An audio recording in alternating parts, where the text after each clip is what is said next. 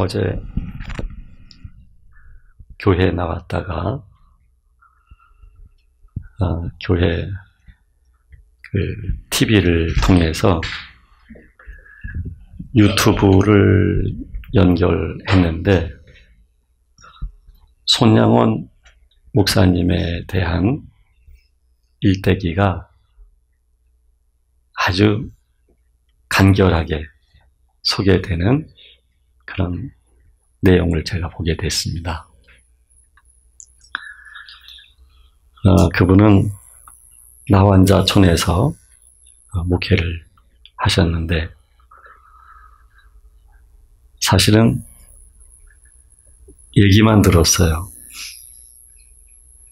나환자의 그 증상 정도가 어떤지는 몰랐습니다.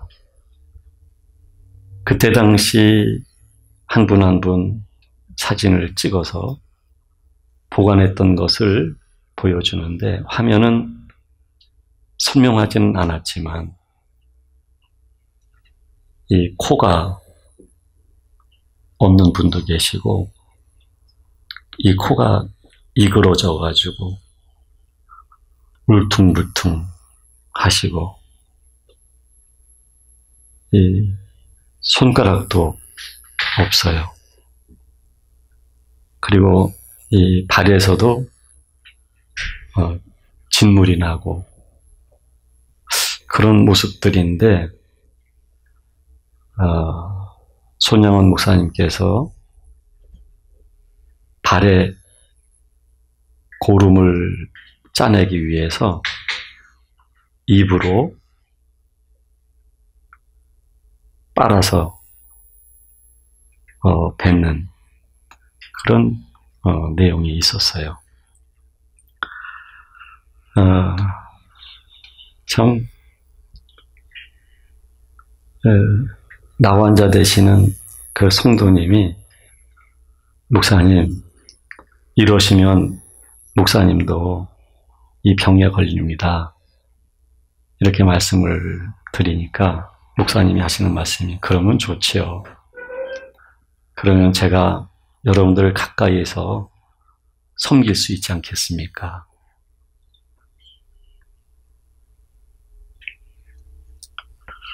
그 영상 앞에서 제가 무릎을 꿇고 싶더라고요. 그 거룩한 그 헌신 앞에 그리고 마음으로는 이미 무릎을 꿇었고 또 제 몸을 이렇게 엎드려서 참 아름답다 이렇게 말하고 싶었어요. 그리고 6.25가 나면서 싸늘한 시신이 돼서 돌아오시게 됐고 그리고 장례를 그 예배로 드리는 모습도 이렇게 보게 됐는데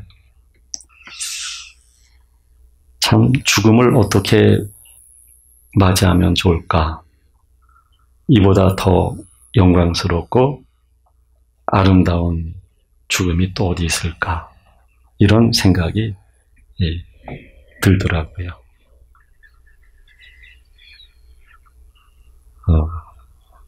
이를테면 목사님으로서 성도 여러분들을 섬기는 게 어떻게 보면 당연하다고 할 수 있겠죠. 그러나 목사님이시기 이전에 하나님의 자녀이거든요. 그 하나님의 입혀진 마음으로 성도 여러분들을 섬기면서 결국 덕을 세우는 그런 삶을 사신 것이죠. 그리고 또 우연히 이어령 교수님의 인터뷰 내용을 제가 보게 됐는데, 그분의 따님이 목사님이셨잖아요. 미국에서 제가 알기로는 검사셨던 걸로 기억을 해요. 그리고 참 복음을 전하고, 그러다가 몸에 암이 걸린 거죠. 병원에서는 항암 치료를 하자고 했대요. 근데 항암 치료를 거부하시고, 그냥 복음 전하는 일에 전념을 하고, 그렇게 참 손을 들고 하나님을 찬송하고 노래하고 그리고 기도하고, 그러다가 6시간 정도 지난 다음에 하나님께 부르심을 받았다고 하는 그 내용이에요. 딸이 아버지에게 남긴 말이, 아버지도 나처럼 이 길을 갔으면 좋겠다. 그 아버지가 자신도 그 길을 가게 되는데, 지금 아마 그분도 이 몸에 암이 온 것 같아요. 네. 그런데 하나님의 최고의 선물로 받아들이고, 딸이 먼저 갔던 그 길을 자신도 기쁘게 가겠노라는 그런 말씀들이에요. 그 삶이 세상의 눈으로 본다면 좀 젊은 분이 일찍 돌아가신 거잖아요, 따님은. 이거 불행이라고 볼 거예요. 네. 그런데 영적인 눈으로 본다면 참 아주 영광스러운, 또 그 병을 통해서 더 자신을 온전케 하시는 하나님의 손길을 경험하고, 그러면서 이분은 돌아가시기 전 6시간, 그때까지도 하나님께 기도하고 춤을 추면서 송축하고,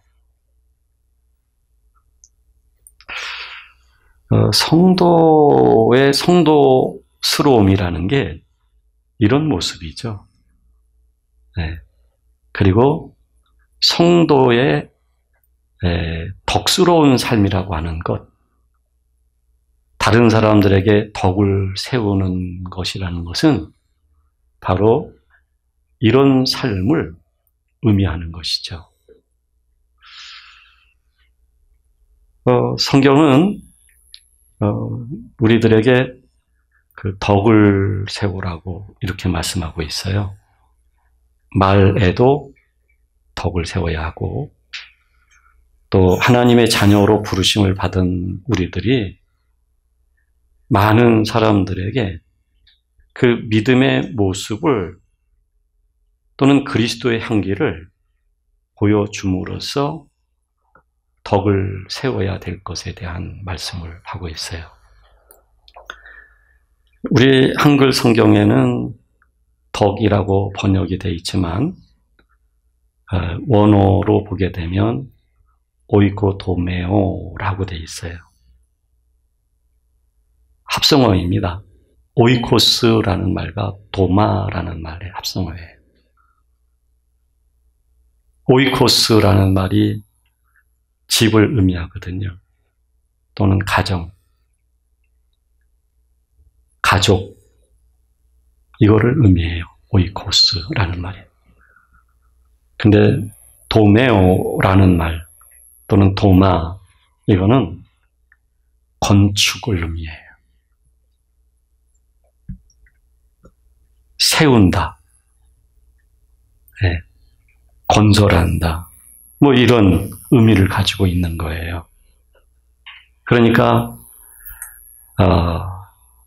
가정을 세운다.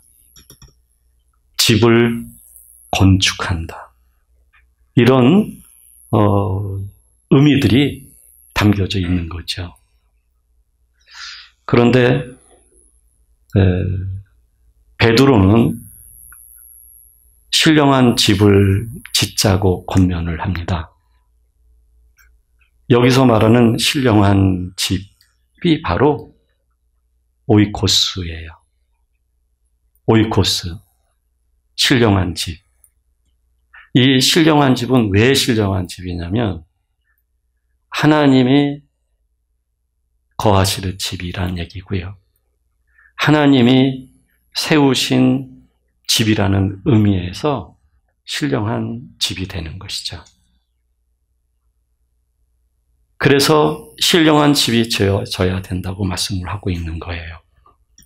이 신령한 집의 모형은 구약에서 솔로몬을 통해서 세워지기 성전 이전에 성막들이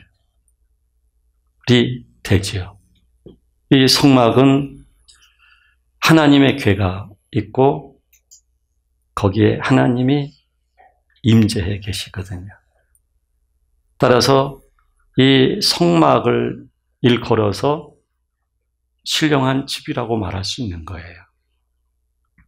하나님이 임재하신 곳이 진정한 집입니다.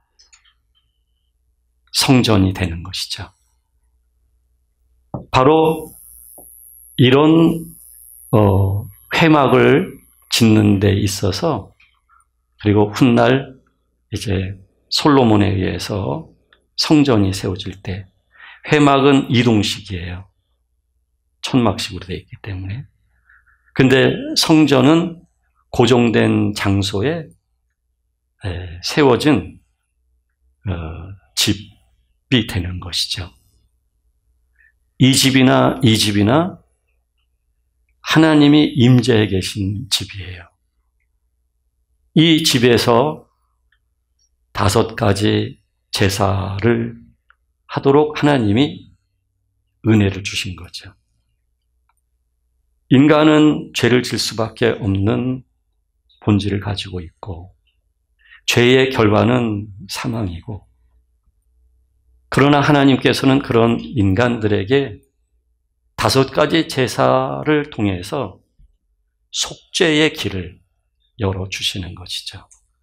죄를 지었을 때에 또 제사를 통해서 속죄되게 하시고 그래서 하나님과 그 백성으로서의 관계를 하나님은 유지하고 싶으신 것이죠. 근데 이 집도 사람이 임의적으로 만들어서 하나님을 섬긴 게 아니고요. 하나님이 그 식양을 내려주셔서 그 식양에 따라서 진 거예요. 특히 조각 같은 걸 잘하고 하는 부살렐이나 오홀리압이라든가 이런 두 사람에게 막중한 책임을 주고 이스라엘의 모든 백성들이 금은 보화를 가져오게 하고 그걸 정교하게 깎아서 몇 뼘빗 하나님이 말씀하신 가로 세로에 의해서 정교하게 지어져 가는 것이죠. 이것에 대한 식양은 하나님이 주셨다는 것과 따라서 하나님이 원하시는 집이라는 것과 하나님이 거하시는 거룩한 집이라는 그런 특징을 가지고 있는 거예요. 그래서 이스라엘 백성들은 이 성전 중심으로 이스라엘 백성들은 살았던 거죠. 각지에 흩어져 있다가 때가 되면 성전으로 모여서 흠없는 짐승을 죽이고 각을 뜨고 그리고 태워서 제사를 통해서 지은 모든 죄를 사죄를 받는 그런 은혜를 입었던 것이죠. 그런데 이거는 모형이거든요. 구약식의 덕이에요. 오이코스. 하나님의 집이 하나님에 의해서 지어진 것이고 그 하나님의 집에 의해서 하나님의 백성들이 은혜를 입고 그 하나님의 집에서 이들이 하나님의 백성으로서 거룩함을 향하여 갈 수 있게 되어진 것이죠. 이게 모형이에요. 이 모형은 실제를 위해서인 것인데 마침내 성막이 됐든 성전이 됐든 그 모형의 실제인 예수 그리스도가 오신 거예요. 오셔서 예전엔 흠없는 짐승을 각을 떡었다고 한다면 이젠 예수님이 어린 양으로 오셔서 십자가에서 피를 흘리시고 죽으신 거죠. 모형은 완전한 제사와 제물은 될 수 없지만 실제는 완전한 제사이죠. 그리고 제물이기도 한 것이죠. 그래서 예수님이 보이는 성전을 중시하면서 위선과 거짓으로 살아가는 바리새인들을 비롯한 그 시대 사람들을 향해서 저 성전을 헐라. 내가 사흘 만에 세우리라 라고 말씀하신 거예요. 이 뜻을 알 리 없는 사람들은 깜짝 놀란 거죠. 어떻게 36년 동안 세운 것을 사흘 만에 다시 지을 수 있단 말인가? 이거는 예수 그리스도가 십자가에서 피를 흘리시고 죽으시고 그러나 사흘 만에 다시 하나님의 능력을 통하여 부활하심으로 죽은 자가 산 자로서 부활의 첫 열매가 되신 것이고 따라서 예수 그리스도의 흘리신 보혈에 의하여 모든 사람들이 사죄 은총을 입게 되어지면 예수 그리스도와 같이 부활의 영광 속에 참여할 수 있다는 것을 보여주시는 거거든요. 그래서 예수님은 나는 곧 길이요 진리요 생명이니 나로 말미암지 않고서는 오직 예수 그리스도가 아니면 구원 얻을 수가 없는 거죠. 그러면서 예수 그리스도가 곧 성전이 되신 거예요. 모형은 의미가 없는 거죠. 실제인 예수 그리스도까지 하나님의 구속사를 견인하기 위하여 그 역사 속에서 회막으로부터 성전까지 그리고 이스라엘 백성들이 출애굽과 그리고 가나안 정복사 이 과정 속에서 하나님이 거룩하신 것처럼 거룩한 자녀가 되어져 가는 이 과정이 온 것인데 그러나 이 과정은 바로 주 예수 그리스도가 오시기 위한 과정. 이 과정을 위하여 이것은 있었던 과정으로서 이제 이 과정은 밝은 빛이 오심으로 인하여 그리고 실제적인 주 예수 그리스도가 오심으로 인하여 특히 여기에서 세워졌던 모든 성전이 허물어졌던 것이죠. 돌 하나 남김없이. 그리고 예수 그리스도가 성전이 되신 거예요. 그리고 사도 바울은 그 예수 그리스도를 믿고 그리고 우리가 율법으로 의로워지는 것이 아니라 예수 그리스도를 믿는 믿음으로 의로워지는 것인데 따라서 나는 죽고 내 안에 그리스도가 사시면 그러면 내 안에 사시는 이는 그리스도이시기에 내 안에 내가 사는 게 아니라 그리스도가 사는 것이요. 바로 성령이 사시는 성전이 내 안에 건축되어졌다는 이야기죠. 이게 바로 덕이라는 거예요. 오이코 도메오라는 얘기예요. 바로 성경은 우리들에게 이와 같은 덕을 세우라. 우리들에게 하나님은 덕을 세우라고 하시는 거예요. 이 덕은 양면적 의미가 있는 거예요. 하나는 내게 덕이 세워져야 되고, 또 하나는 세워진 이 덕을 나누어서 믿음이 없는 사람들에게, 또 연약한 사람들에게 덕을 세워야 한다는 것을 말씀하고 있는 거예요. 그러므로 덕을 세워라 라고 이야기를 하고 있는 것인데, 따라서 오늘 본문에서 말씀하고 있는 것처럼 유혹의 욕심을 따라 썩어져가는 구습을 따르는 옛사람을 벗어버리고, 이거는 나의 집이에요. 내가 왕노릇했던 집이에요. 내가 곧 주가 되고 내가 곧 왕이 되는 거예요. 죄가 나를 다스리는 거예요. 그리고 나를 죄에게 허용하고 사단에게 나를 허용하고 사단을 불러들이는 그 집이에요. 구습을 쫓는 옛사람이라고 하는 것은, 이 옛사람이 가지고 있는 우리의 본성이라고 하는 것은 나예요.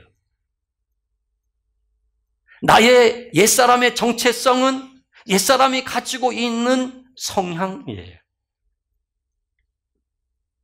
그리스도가 없는 자기의 집, 구조화되어지고 세워진 자기의 집, 바로 그 모든 집, 그 집은 욕심에 의해서 세워진 집이고, 그 집은 정욕으로 세워진 집이고, 그 집은 바로 우리가 세운 집인데, 바로 그 집을 벗어버려라 하는 거예요.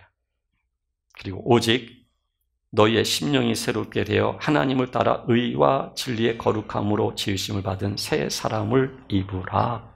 이게 바로 오이코스라는 얘기예요.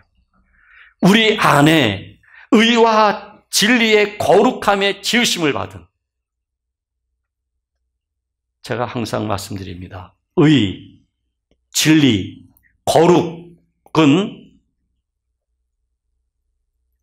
하나님 아버지 본질을 말하는 거예요. 의로우신 분은 하나님이시고, 진리이신 분은 절대적이고 유일하신 하나님이시고, 거룩하신 분은 바로 하나님 자신이 되는 거예요. 하나님만이 의롭고 진리가 되시고 거룩한 분이신데, 따라서 의와 진리와 거룩함을 지으심을 받은 새 사람을 입는다라는 이야기는 하나님 아버지가 우리 안에 거하시는 것을 의미하는 거예요. 하나님이 거하심으로 인하여 새 사람, 즉 새 집이 세워지는 것이죠. 이 새 집이 우리에게 이루어지기 위하여 하나님은 이제 우리들한테 불가피하게 어쩔 수 없이 하나님은 우리와 갈등을 겪어가시면서, 우리와 전쟁을 치러 가시면서도 하나님께서는 하나님의 의, 진리, 거룩함으로 지으심을 받은 새 집이 우리들에게 지워지기 위하여 하나님은 역사하시는 거예요. 근데 우리는 계속해서 거부하고 있는 것이죠. 아닙니다. 내가 원하는 것은 이것입니다. 하나님 방식이 아닌 바로 내가 원하는 이것을 주십시오. 이것입니다.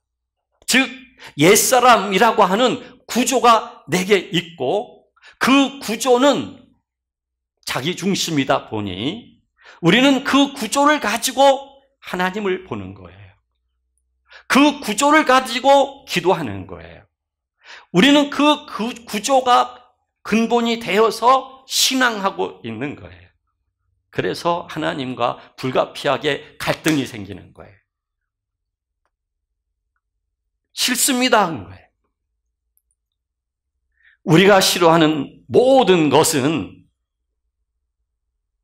내 집에 살고 있는, 왕노릇하고 있는 죄와 나예요. 옛사람의 자아예요. 싫습니다. 그 싫은 것 때문에 얼굴이 징그려져요. 싫은 것 때문에 분노가 생기고, 싫은 것 때문에 다툼이 생겨요. 싫은 것 때문에 화를 내요. 이게 바로 내 집에 내가 주인으로 있기 때문에 그런 거예요. 싫어하는 우리들을 하나님은 어쩔 수 없이, 우리가 그렇게 싫어하는데도 불구하고 하나님은 새 집, 하나님의 집을 지어주시기 위해서 하나님은 우리를 인도해 가시는 거예요. 그래서 우리가 싫은 것을 하나님이 새 집을 지어 가시는 재료라고 보거나, 새 집이 지어지기 위하여, 건축되어지기 위하여 필요한 도구들이라고 생각하고 그것을 인정하고 받아들일 수 있다고 한다면 우리는 하나님이 거하시는 새 집으로 그렇게 치워지게 될 거예요. 그러나 부정하고 거부하고 싫어하게 되면 그것만큼 길어지는, 그리고 그런 곤고한, 그런 고통의 시간을 우리는 가질 수밖에 없는 거예요.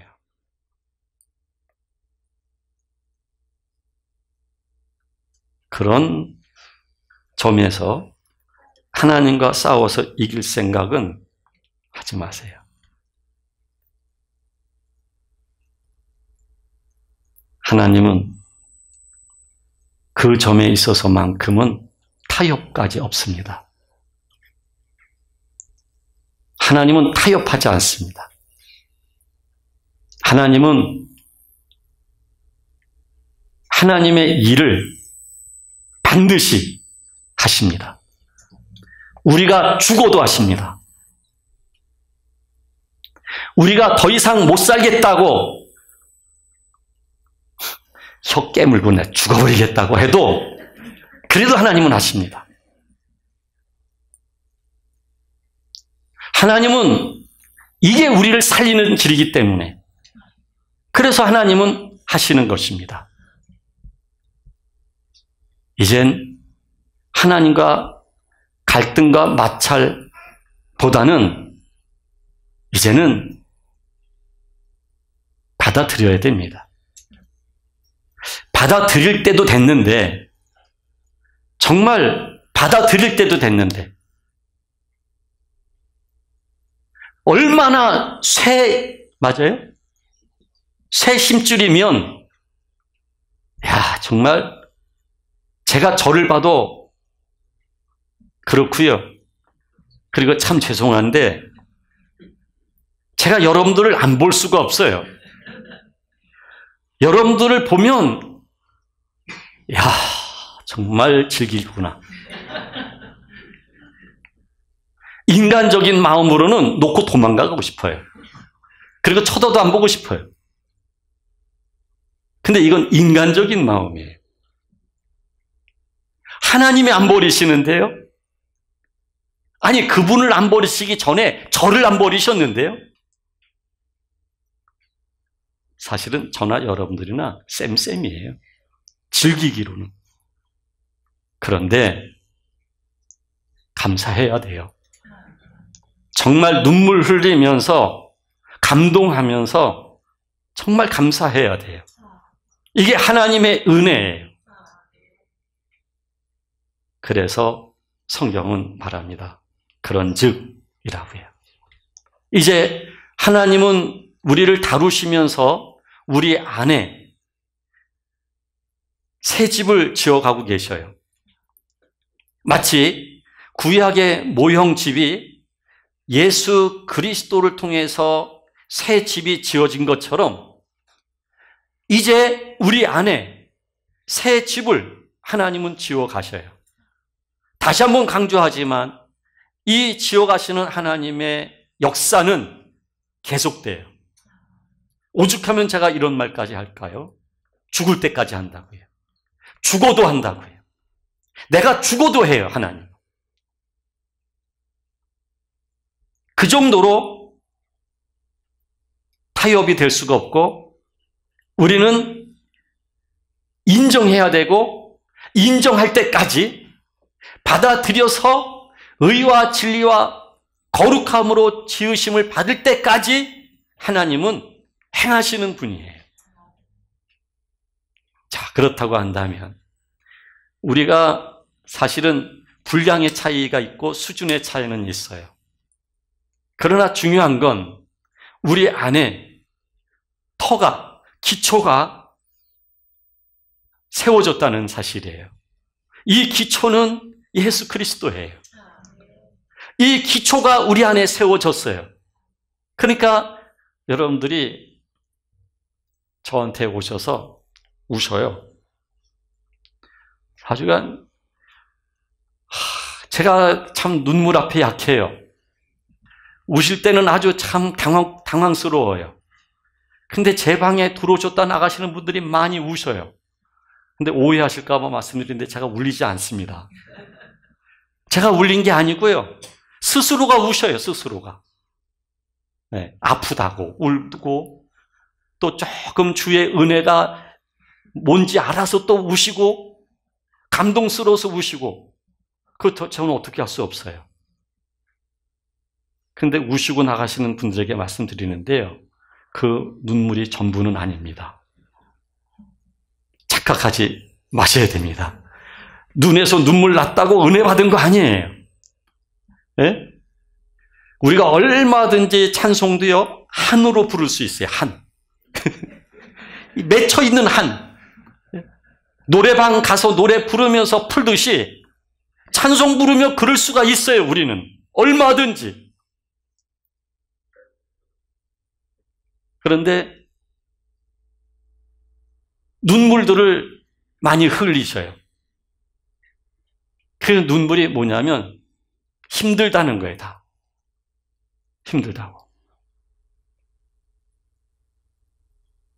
물론 힘들죠. 아니, 죽는 일이 쉽겠습니까? 죽는 일이 쉬운 일이 아니에요. 정말 어려운 일이에요. 이게 참 내가 죽어야만 사는 거거든요. 여러분, 정말 우리가 오해하지 말아야 되는 것은 믿음을 가지고서 현실적으로 성공지향적으로 살아가는 게 믿음이라고 착각하면 정말 큰 오해입니다. 믿음으로 살았더니 이렇게 일이 됐고 저렇게 되었고 하는 것. 정말 착각입니다, 여러분. 그게 믿음이라고 생각하면 안 돼요. 믿음은 하나님과 하나님의 마음과 거룩함이 우리 안에 세워져 가는 것입니다. 그게 믿음입니다. 하나님의 존재와 나의 존재가 연합이 되어져 가는 것입니다. 그리고 하나님의 공유적 속성을 우리가 닮아가는 게 곧 믿음인 것입니다. 그렇게 하나님은 우리를 인도하시는 건데 그렇게 되었다고 한다면 거짓을 버리고 각각 이웃과 더불어 참된 것을 말하고 이는 우리가 서로가 지체가 됨인데 따라서 거짓을 버려라. 여러분, 사실이 아닌 것을 말하는 게 거짓은 아닙니다. 그것만이 거짓은 아닙니다. 우리가 현실 세계 속에서 일어나는 모든 현상들을 말하는 게 정직은 아닙니다. 진정한 정직이라고 하는 것은 하나님 나라 안에서 일어나는 실제적 모든 것을 말하는 게 정직이고 진실입니다. 현실적인 사실을 정직하게 말하는 분들은 나는 굉장히 정직한 사람이라고 얘기를 해요. 그런데 영적으로는 소경이에요. 진정한 정직이란 영의 현상을 아는 겁니다. 내가 영의 사람이 되어서 하나님과 함께하며 인도를 받는 것을 알아서 이야기하는 게 그게 진정한 정직이에요. 따라서요, 우리 안에서부터 하나님이 계시고 하나님의 영이 흘러야만 되는 거예요. 하나님의 영이. 하나님의 마음이 내게 입혀지면 그러면 내 입에서 나오는 모든 말들이 진리를 말할 수밖에 없는 거예요. 자녀에게 엄마나 아버지가 말씀할 수 있어요. 그런데 엄마나 아버지의 신분으로서 말을 한다면 아무리 바른 말이다 할지라도 성경은 이거를 진실 내지 진리라고 말하지 않습니다.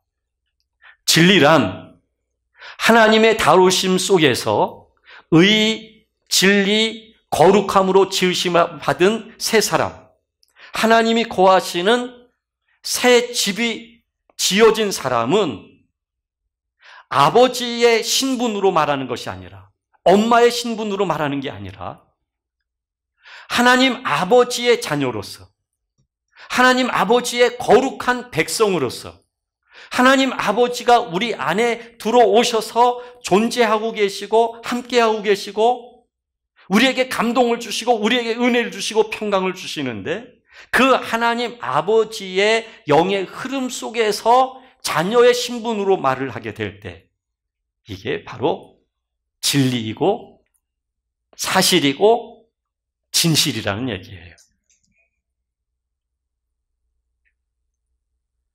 부부간에 왜 다툴까요? 다르기 때문일까요? 물론 이유가 될 수 있어요.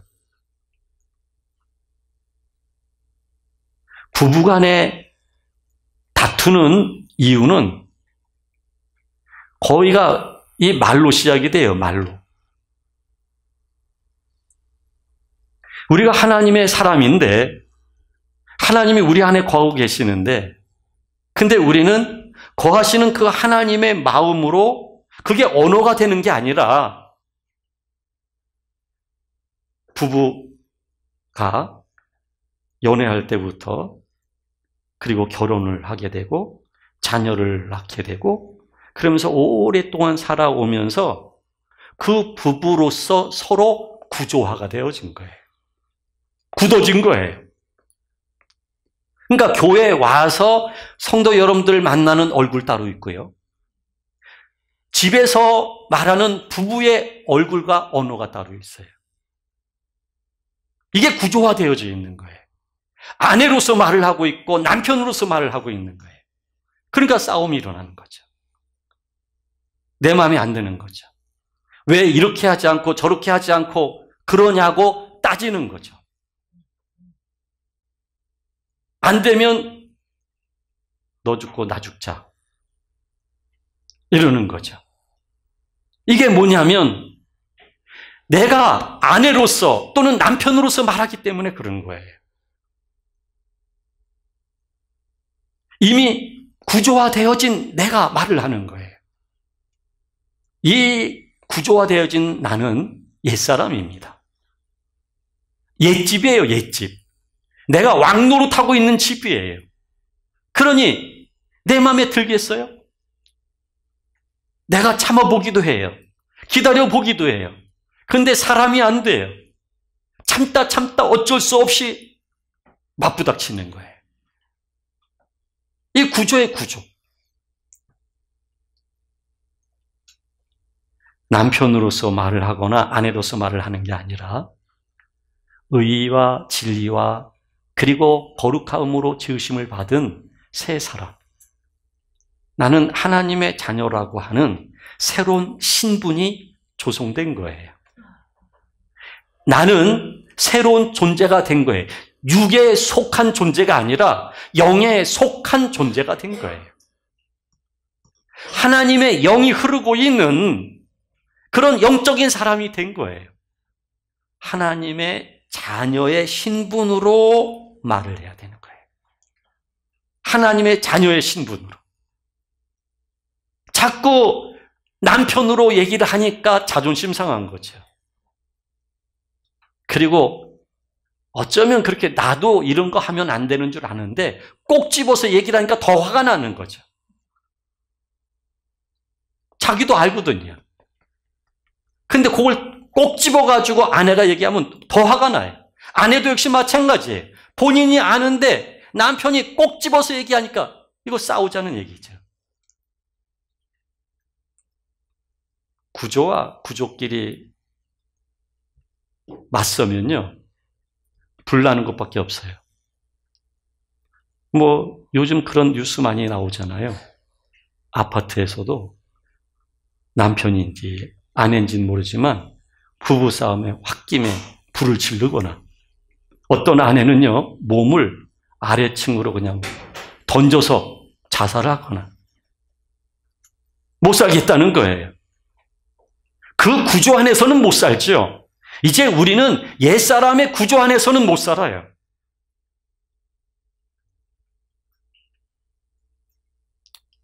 살 수 있으면 계속 살아보시든지요. 살 수 있으면. 정말 말라 비틀어져 죽어요, 우리가 그러면. 그 집에 계속 살면 말라 비틀어져요. 우리 차 권사님은 좀 아시는 것 같아요. 그렇죠?